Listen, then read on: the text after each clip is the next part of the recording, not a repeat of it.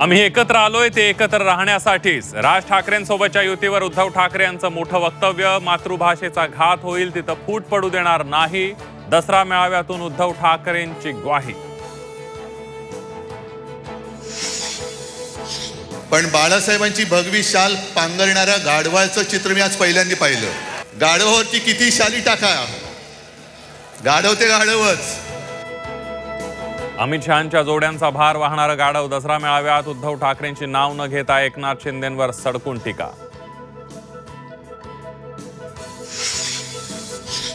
आम्ही मुंबईला जीव म्हणून समजतो, तुम्ही मुंबई अदानीला देऊन टाकाल, उद्धव ठाकरेंचं भाजपवर शरसंधान।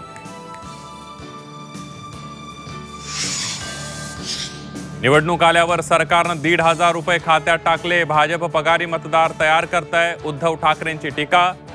पगारी मतदार व्हायचं की स्वाभिमानी व्हायचं हे ठरवायची वेळ, मेळाव्यातून जनतेला उद्धव ठाकरेंचं आवाहन। हे पक्षप्रमुख नाहीत, हे कारस्थान करणारे कटप्रमुख आहेत, कटप्रमुख। नेस्को सेंटर मधील दसरा मेळाव्यात एकनाथ शिंदेंनी उद्धव ठाकरेंवर लगावली जोरदार टीका।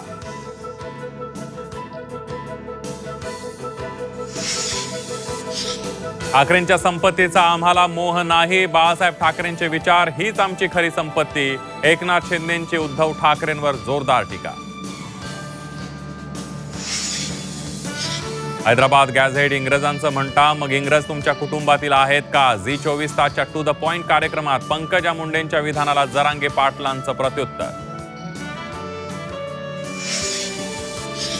शेतीला नोकरीचा दर्जा द्या, नुकसान झालेल्या शेतकऱ्यांना हेक्टरी 70,000 रुपये मदत करा, मागण्या मान्य न झाल्यास आंदोलनाचा जरांगे पाटलांचा इशारा।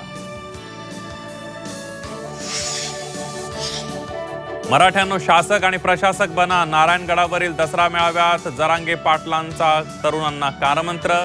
जातीची अडचण दूर करण्यासाठी शासक बनावंच लागेल, जरांगे पाटलांचा निर्धार।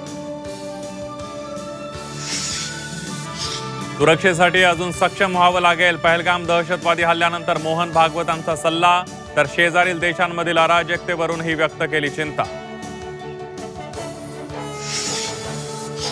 कोल्हापुरात शाही दसरा सोहळा संपन्न, भवानी मंडप ते दसरा चौक मार्गावर शाही मिरवणूक, छत्रपतींच्या हस्ते शमी पूजन आणि सोनं लुटण्याचा विधी।